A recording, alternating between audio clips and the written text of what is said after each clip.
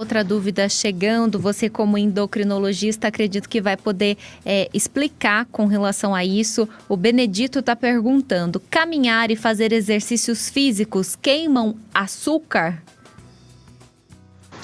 A atividade muscular vai fazer com que haja um consumo de açúcar no músculo.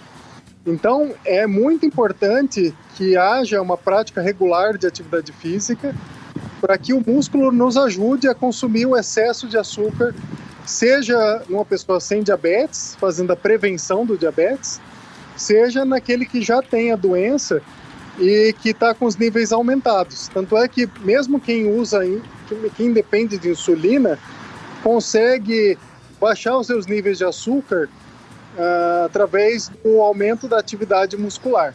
Então, é uma chave no tratamento e na prevenção do diabetes, toda e qualquer atividade física.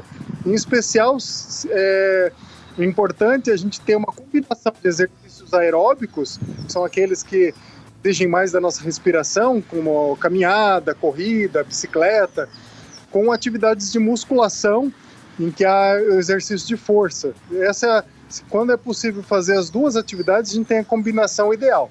Quando não é possível, a gente faz aquilo que dá.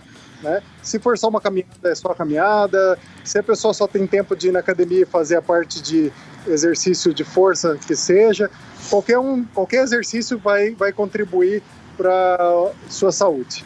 O ideal é sempre fazer algo, né, doutor? A Márcia está acompanhando Exato. O programa e está relatando para a gente que é pré-diabética. Ela disse o seguinte, eu percebo que quando como qualquer tipo de massa, de pão, de macarrão, eu fico sentindo tontura e um certo tremor. Está relacionado com a pré-diabetes e ela relata também que tem hipotiroidismo. E aí? O que acontece em muitos casos é que a pessoa tem o que a gente chama de resistência à insulina. O que é isso? A resistência à insulina é uma condição que leva ao diabetes do tipo 2. Então, no caso de haver resistência à insulina, o pâncreas tem que produzir mais insulina para fazer o mesmo efeito que faria numa outra pessoa sem essa condição. Ou seja, a insulina não age direito, obriga o pâncreas a trabalhar mais, produz mais insulina, e aí chega um ponto em que, dependendo de se o consumo de açúcar ou de massas for um pouco maior, essa produção de insulina fica muito exagerada. Então, inicialmente o açúcar sobe, mas depois ele cai rapidamente no sangue. E isso pode gerar a sensação de mal-estar, de tremor, até de dor de cabeça, uma certa fraqueza. Então, essa condição muitas vezes antecede o desenvolvimento de diabetes. Então, é um momento em que ainda há uma produção de insulina tentando salvar a pessoa, mas eventualmente isso vai deixar de funcionar e mais para frente o pâncreas que ficou sobrecarregado vai falhar.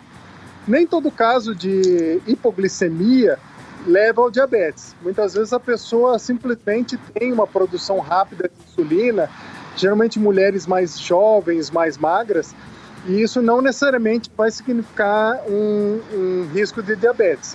Então, isso precisa ser avaliado caso a caso por um endocrinologista que vai poder orientar melhor.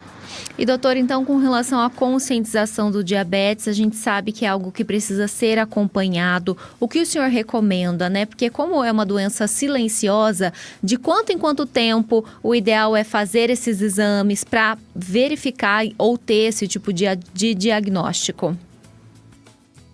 Acima dos 35 anos, é importante que se faça um exame laboratorial para ver os níveis de glicose do sangue, principalmente se a pessoa tem fatores de risco, como o excesso de peso, pressão alta, alterações de colesterol, pessoas que são muito sedentárias, ou se elas têm um histórico familiar de diabetes. Então, a partir dos 35 anos, é mais comum que haja o desenvolvimento da doença, principalmente nessas condições. Então, o exame de sangue é fundamental para que a gente não espere o aparecimento de sintomas que às vezes não vem mesmo. Agora, abaixo dos 35 anos, quando o diabetes se desenvolve, ele é de evolução rápida, então não se recomenda normalmente fazer o exame, a não ser que a pessoa tenha sintomas que levem à suspeita, como perda de peso, excesso de urina, muita sede, e fraqueza, tontura. Então, nesses casos, se a gente suspeita, né, seja na criança, seja no adulto jovem, e aí sim devem ser feitos os exames para afastar ou comprovar a doença.